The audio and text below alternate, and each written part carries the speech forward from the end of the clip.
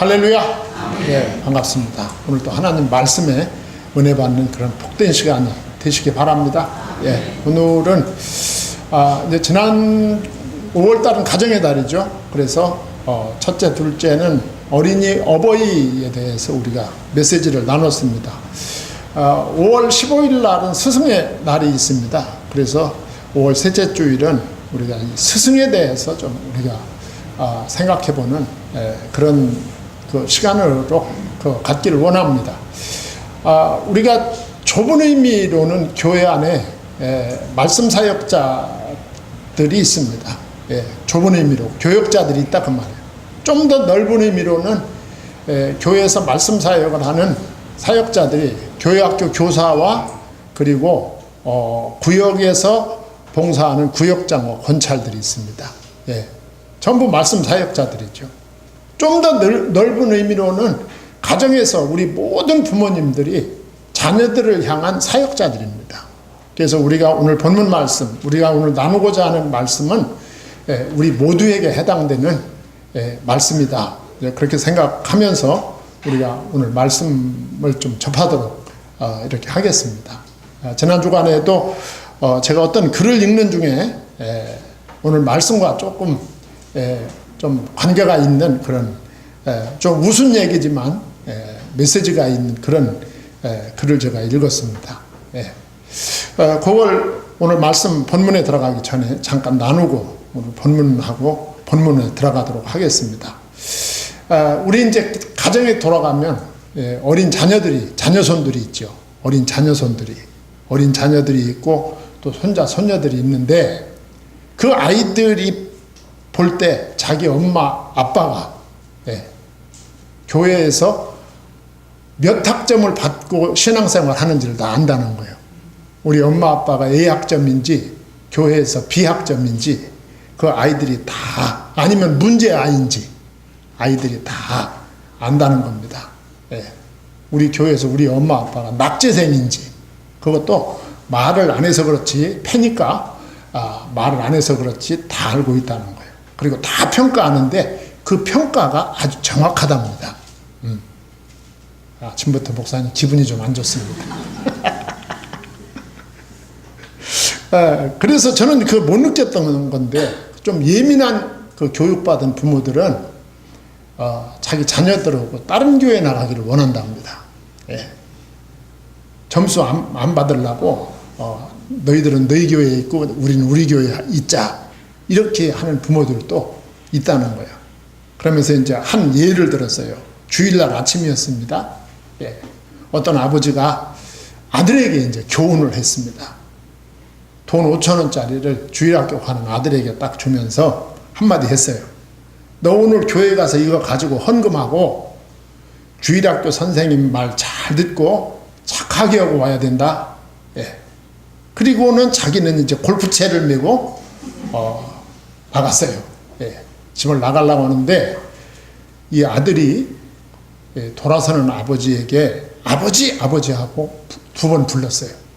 그러니까 아버지가 다시 돌아섰어요.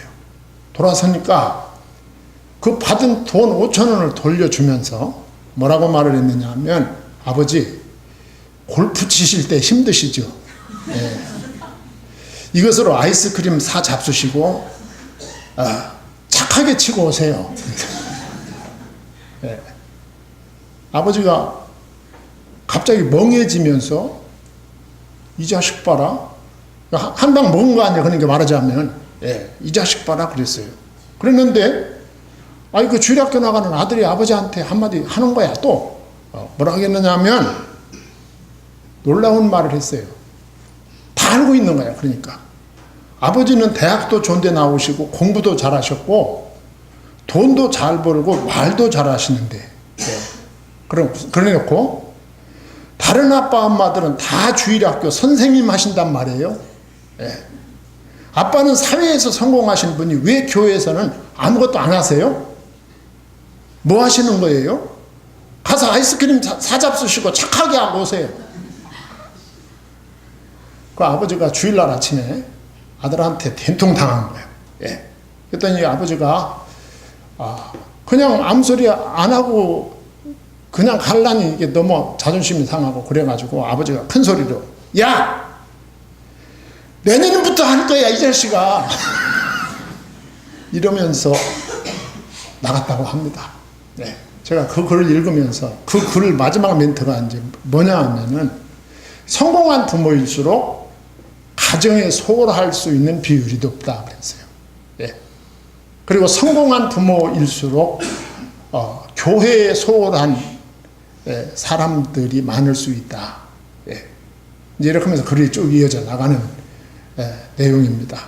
좀 우스운 얘기지만 우리에게 뭔가 메시지를 안겨주는 그런 얘기라고 생각합니다. 오늘 우리가 그 성경 본문을 고린도전서 4장 9절로 16절까지 읽었습니다.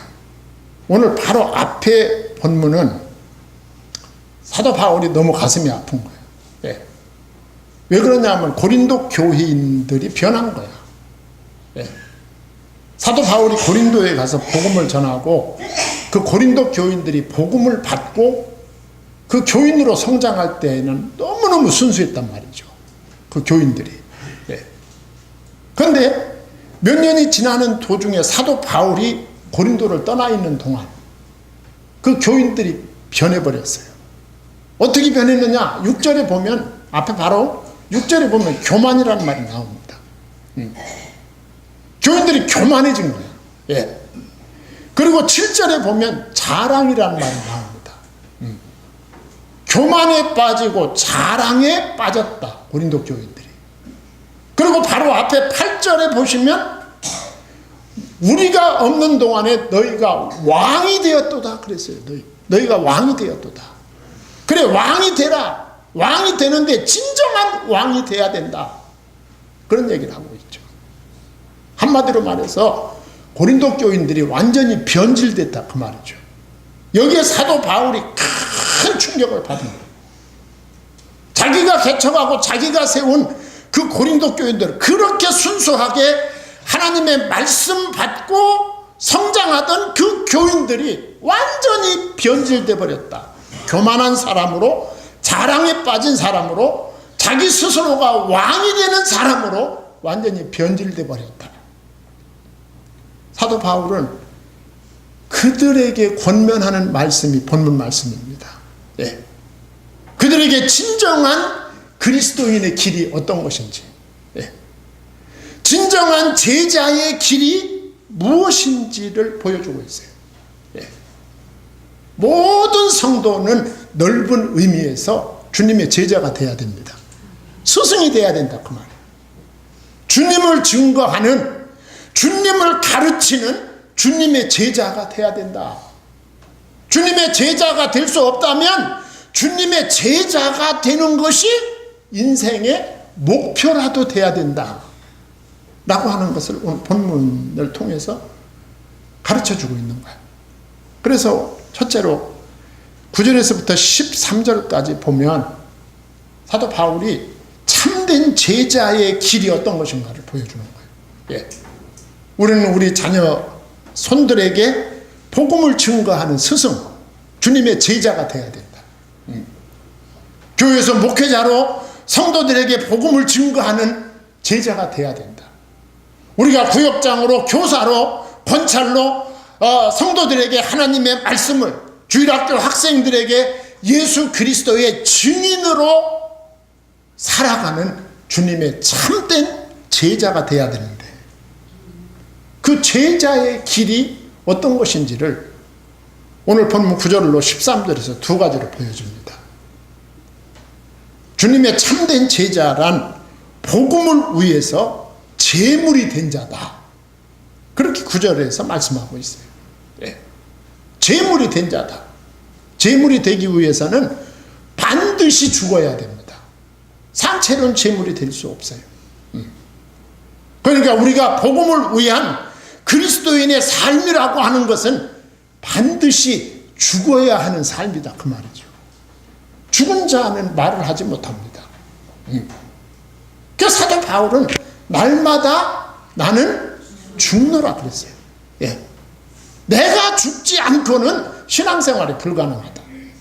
내가 죽지 않고는 주님의 제자로서의 삶이 불가능하다 그 말이죠. 예. 그러면서 뭐라고 말하냐면 9절 상반절에 보면 내가 생각하건대 하나님이 사도인 우리를 죽이기로 작정된 자 같이 끄트머리에 두셨으면 그랬어요. 죽이기로 작정된 자가 누구? 이게 뭡니까? 재물입니다. 재물. 하나님이 우리를 죽이기로 작정된 자를 삼으셨다. 하나님이 우리를 맨 끄트머리에 두셨다. 예. 아주 중요한 얘기를 하고 있는 거예요. 하나님이 우리를 죽이기로 작정된 재물이다. 그리고 맨 끄트머리에 두셨다. 교만하면 안 된다 그 말이에요. 예. 세상적인 것이 고린도 교인들이 처음에 복음을 받을 때에는 정말 순수한 믿음을 가졌는데 그들이 세 파 네 파로 두 파로 나뉘면서 서로를 폄하하며 자신만을 높이는 이런 교만한 자, 자랑하는 자, 스스로가 왕이 되는 이런 안타까운 자로 변질되었다 그 말이죠. 이건 주님이 주신 일이 아니다 그 말이죠. 예. 주님은 복음을 위해서 죽이기로 작정된 자로 끄트머리에 둔 자로 살아가도록 하셨다 그 말입니다. 지금 말씀드린 대로 재물이 되려면 반드시 죽어야 됩니다. 그리고 끄트머리에 두셨다 그랬어요. 예. 여러분 옛날 영화를 보시면 옛날 로마 시대나 이런 그 영화를 보면 그 전쟁에서 승리하고 돌아올 때 막 개선 장군이 말을 타고 맨 앞에 가고 그 다음에 막 무장한 군인들이 쭉 따라가죠. 그리고 끄트머리에 누가 따라갑니까? 끄트머리에 전쟁에서 패한 나라의 포로들이 그 끄트머리에 포승줄에 묶인 채로 쭉 따라갑니다. 고개를 숙이고, 예. 마치 죽을 죄를 진 사람처럼 그 행렬의 맨 마지막에 따라갔죠. 예. 참 비참한 모습이죠. 예. 오늘 사도 바울은 그걸 연상시키는 거예요. 주님의 참된 제자는 개선 장군의 승리의 퍼레이드 맨 끝에 끌려가는 포로와 같다는 거죠. 참된 제자의 길은 하나님의 위대한 사역을 위해서, 예, 말석에 놓인 자이고 그리고 희생제물로 운명 지어진 자다. 교만하면 안 된다 그 말이죠. 왜 교만하면 안 됩니까? 교만하면 복음의 문이 열리지 않는다 그 말이에요. 전도의 문이 열리지 않는다. 그러면서 이어서 하는 말이 우리는 세계 곧 천사와 사람에게 구경거리가 되었노라 그랬어요. 예. 천사와 세상 사람의 구경거리가 되었다. 예. 여러분 그리스도인의 삶, 제자의 삶이라고 하는 것은 운동선수와 같습니다. 운동선수. 예. 여러분 운동선수들이 경기장에서 운동을 합니다. 경기를 하죠. 그러면 그 관중석에 막 수많은 관중들이 그 운동선수의 일거수일투족을 다 보고 있습니다. 누가 잘하는지 누가 못하는지 누가 오늘 컨디션이 안 좋은지 좋은지 다 보고 있는 거예요. 그러니까 그리스도인의 삶이라고 하는 것, 주님의 제자의 삶이라고 하는 것은 마치 그와 같다 그 말이죠.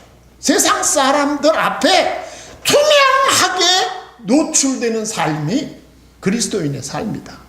여러분들 안 그렇습니까? 교회에서 우리가 목사로, 장로로, 안수집사로, 권사로, 일반 서리집사로, 그리스도인으로 여러분들이 사회생활할 때 그 여러분들의 그리스도인으로서의 신분이 노출된 상태에서 살아갈 때 여러분들의 일거수일투족을 여러분 주변에 있는 모든 사람들이 유리알처럼 들여다보고 있어요.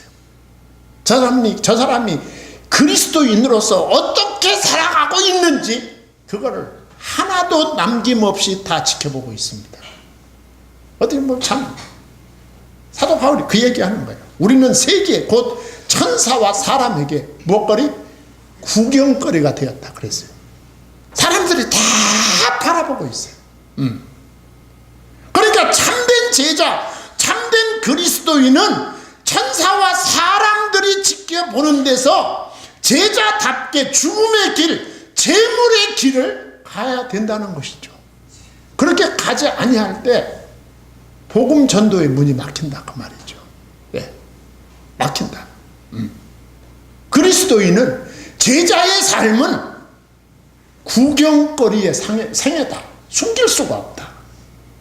오죽했으면 히브리서 12장 1절에 뭐라고 말했습니까? 이러므로 우리에게 구름같이 둘러싼 허다한 증인들이 있다 그랬어요.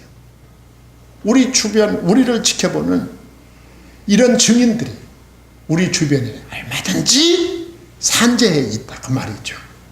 그래서 참된 본을 보이기 위해서는 철저히 죽음으로 사는 생애가 참된 제자의 삶, 참된 증인의 삶, 참된 그리스도인의 삶이다. 우리가 이렇게 살 때 우리 주변에서 전도의 문이 열린다 라고 하는 걸 보여주는 거예요. 그러면서 참 제자의 길을 설명하려고 10절로 13절까지 보면 참된 제자가 어떤 사람인가를 보여주지요. 참된 제자는 복음을 위해서 자신을 버린 자다. 그 버린 내용이 10절에서 13절까지 쭉 나와 있습니다. 그래서 먼저 10절 상반절에 보면 우리는 그리스도 때문에 어리석으나 그랬어요. 참된 제자는 오히려 어리석은 자이다. 세상 사람들이 볼 때 이해할 수가 없는 거죠. 예. 10절 중간에 너희는 그리스도 안에서 지혜롭고 우리는 약하나 그랬어요. 참된 제자는 스스로 약하다고 생각하는 자이다. 또 10절에 참된 제자는 너희는 존귀하나 우리는 비천하여 그랬어요. 자기 스스로가 비천에 처하는 자이다. 11절에 참된 제자는 고난을 당한다. 바로 이 시각까지 우리가 줄이고 목마르며 헐벗고 매맞으며 정처가 없고, 예. 사도 바울이 그렇게 살았어요. 12, 13절 참된 제자는 만물의 찌꺼기 같은 자이다. 또 수고하여 친히 손으로 일을 하며 모욕을 당한 즉 축복하고 박해를 받은 즉 참고 비방을 받은 즉 권면하니 우리가 지금까지 세상이 더러운 것과 만물의 찌꺼기같이 되었도다. 제자의 길은 복음을 위하여 자신을 만물의 찌꺼기같이 버려야 한다. 사도 바울이 날마다 죽노라 이거와 맥을 같이 하는 거죠. 세상적으로 볼 때는 사는 것이 아니다 그 말이죠. 예. 복음을 위해서 모든 것을 포기하는 거예요. 우리는 내가 처한 삶의 현장에서 제자로서의 삶을 살아야 된다. 그것은 내가 죽는 삶이다. 내가 포기하는 삶이고 내가 낮아지는 삶이다. 당신들처럼 분파를 나눠가지고 내가 높다, 내가 잘났다, 내가 왕이다 이런 삶이 아니다. 스스로를 낮추고 포기하는 삶이다. 왜? 복음 전파를 위해서. 그때 복음의 문이 열린다 라고 하는 걸 보여주는 거예요. 네. 오늘 우리들의 삶도 마찬가지죠. 우리들도 전도하려면 이렇게 살아야 돼요. 네. 그러면서 두 번째로 바울이 권면을 합니다. 14절 15절에서 네. 바울은 이 참된 제자, 참된 그리스도인을 바울 서신에 보면 여러 가지로 묘사를 합니다. 예. 고린도전서 3장 6절에 보면 나는 심었고 아볼로는 물을 주었으되 오직 누가 자라게?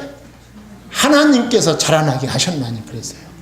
예. 나는 심었고 아볼로는 물을 주었을 때 심는 자, 물을 주는 자는 농부입니다. 농부. 예. 정원사죠. 정원사. 우리가 교회에서 말씀 사역을 하는 사역자들은 마치 농부와 같다 그 말이에요. 정원사와 같다.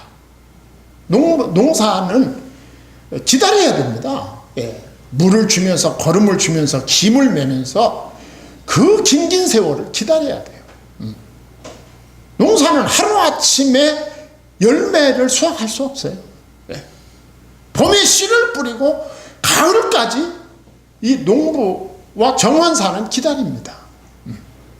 마치 이 말씀 사역은 그런 것이다.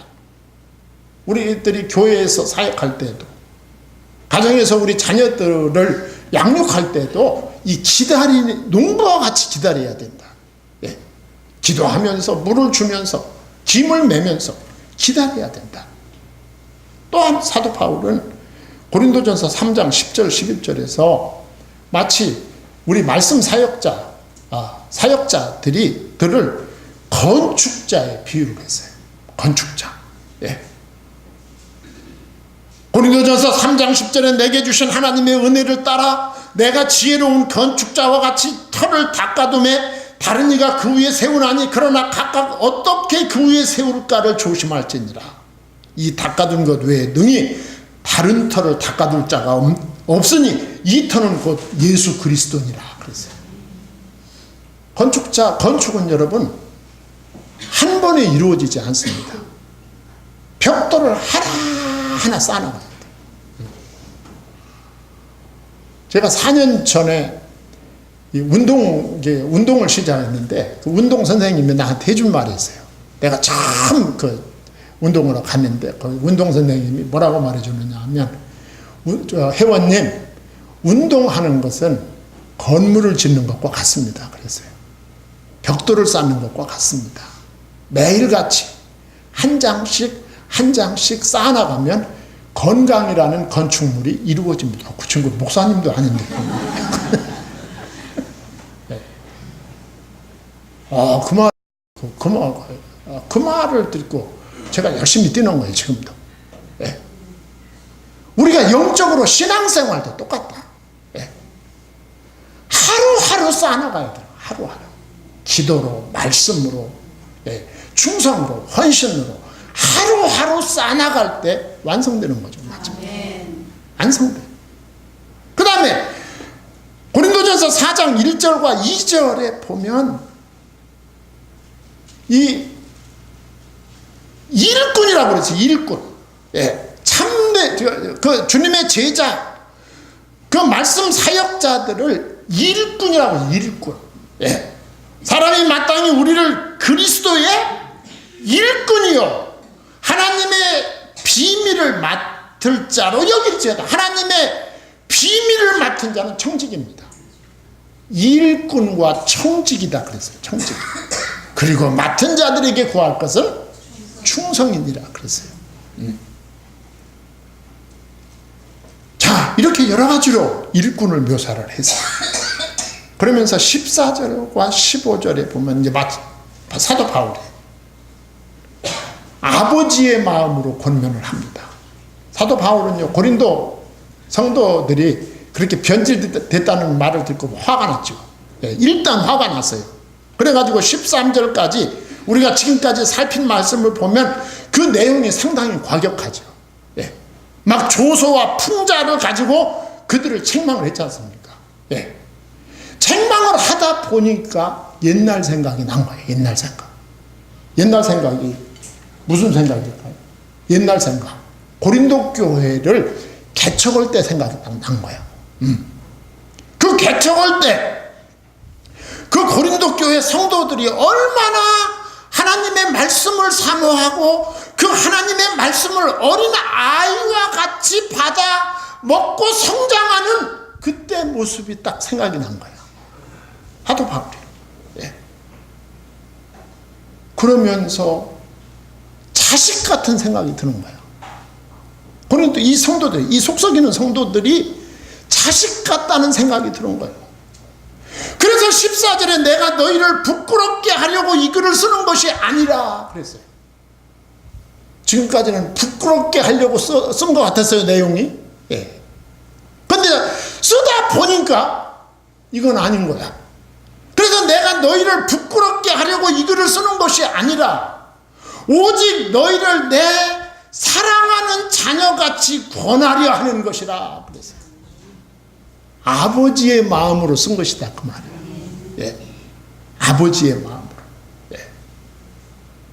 내 사랑하는 자녀같이라는 말에서 사도 바울의 눈물을 볼 수가 있어요. 눈물을. 어떻게 그렇게 됐냐. 나도 책임이 있다 그 말이죠. 예. 목회자와 성도들을 결합시키는 매듭은 부모와 자녀 간의 이 부드러운 매듭과 같은 것입니다. 바울이 그렇게 생각합니다. 성도 여러분, 아버지가 가장 비참함과 슬픔을 느낄 때가 언제일까요? 예. 아버지가 그 자녀를 바라보면서 가장 비참하고 슬픔을 느낄 때가 언제일까요? 두 경우입니다. 첫째는 자식을 잃었을 때입니다. 예. 자식을 잃었을 때. 예. 그리고 그 다음은 뭐냐? 장성한 자식이 아버지의 가르침에서 멀어지고 있을 때. 아버지가 무력감을 느끼죠. 아버지가 슬픕니다. 바울은 이제까지 말씀드린 것처럼 고린도 성도들로 인해서 이 아픔을 맛본 거예요. 그 오죽 아팠으면 15절 하반절에서 내가 복음으로써 너희를 어떻게? 낳았습니다 그랬어요. 너희는 나와 관계가 없는 것이 아니다. 나는 영적으로 아버지고 너희는 영적으로 나의 자녀이다. 그런데 어쩌다가 이렇게 되느냐 그 말이죠. 어쩌다가 여기까지 왔느냐. 우리 모든 사역자들은 아버지의 마음을 가져야 자녀된 영혼들을 성심성의로 가르치고 사랑할 수 있어요. 아버지의 마음을 가질 때. 예. 그래서 우리 모든 성도님들과 교회의 모든 사역자들은 아버지와 같은 사역자가 되어야 된다. 기다리고 그들을 위해서 안타까워하며 울 수 있어야 된다 그 말이죠. 예. 그래서 우리는 우리의 사랑스러운 우리 가족의 생명을 위해서 아버지의 마음으로 기도하고 양육하는 사역자들을 기억하고 관심을 갖고 격려해 줘야 됩니다. 그때 교회가 풍성해지는 거죠. 그러면서 오늘 마지막으로 16절에 보면 사도 바울이 그러므로 내가 너희에게 권하노니 너희는 나를 본받는 자가 되라 그랬어요. 이 말을 오해하면 안 돼요. 예. 나를 본받는 자가 되라. 이것은 바울의 인간적인 모습을 본받아라 그런 얘기가 아닙니다. 여러 가지 분파가 있는데 바울파에 들어와라 그 말 아니에요. 예. 바울이 교만해서 한 말이 아니에요. 사람은 누구나 부족하고 실수가 많습니다. 사도 바울도 마찬가지고요. 예. 바울은 자신 안에서 자신을 움직이는 분이 바로 그리스도이심을 너무너무 많이 고백하죠. 그러니까 사도 바울 안에서 사도 바울을 움직이고 계신 예수님을 본받아라 그 말이에요. 예수님 본받아라. 바울이 회심한 이후에 바울 자신과 바울의 생활을 지배한 것은 바울 자신이 아니라 예수 그리스도였습니다. 예수님이었어요. 예수님의 영이었다 그 말이에요. 그러니까 바울이 표현하고자 한 것은 예수 그리스도였습니다. 십자가로 나를 살리신 예수 그리스도를 본받아라. 너희들도 나처럼 예수 그리스도에 의해서 살아가는 복을 받은 성도들이 되라 그 말입니다. 무슨 일을 하든지 복음 안에서 그리스도를 위하여 하는 복을 받아라 그 말이죠. 오늘 우리 모든 성도님들도 이런 은혜와 이런 복을 받는 놀라운 역사가 있기를 소망합니다. 네, 기도하겠습니다. 하나님 아버지, 하나님의 은혜와 사랑을 감사드립니다.